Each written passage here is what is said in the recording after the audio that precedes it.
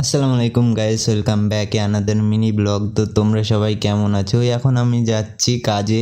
আজকে কি কি কাজ করলাম তো সম্পূর্ণ ভিডিওটা দেখলেই জানতে পারি। তো রাস্তা দিয়ে যেতে যেতে ভাবছি যে আমার এই পেজটি কতদিনে বড় হবে। তো ভাবতে ভাবতে আমি চলে এলাম কলা বাগানে। তো কলা বাগানে এসে আজকে এই কলা বাগানে কাজ করব। এই বাঁশগুলো দেখতে পাচ্ছ খাড়া করা আছে। এই বাঁশগুলো আজকে আমাকে গোছাতে হবে। এখানে অনেকগুলো বাঁশ খাড়া করা আছে, তাই আমিও দেরি না করে ফটাফট কাজে লেগে পড়লাম। তাই কাঁধে করে একটা করে বাঁশ নিয়ে যেতে লাগলাম। তো আমি এইভাবে পালা দিতেই লাগছি, পালা দিতেই থাকছি। তো অনেকগুলোই বাঁশ হয়ে গেছে এখানে।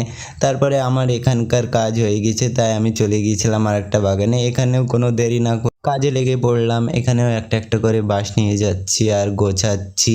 কিছুক্ষণ কাজ করার পর আমারও জলখাবার চলে আসলো। তো দাদু অলরেডি চলে এসেছে, দাদু এখানে বসে আছে আর আমি কাজ করছিলাম।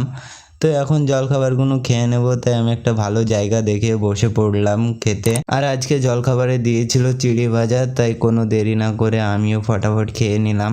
খাওয়া হয়ে যাওয়ার পর আমিও কাজে লেগে পড়লাম। তো ফটাফট কাজ করে নিচ্ছি, যেহেতু অনেক বেলা হয়ে গিয়েছে। তারপর আমি আমার কাজ শেষ করে ফেলি। তো বাগানে কিছু ভাঙা বাঁশ ছিল, ওইগুলো গুছিয়ে নিলাম।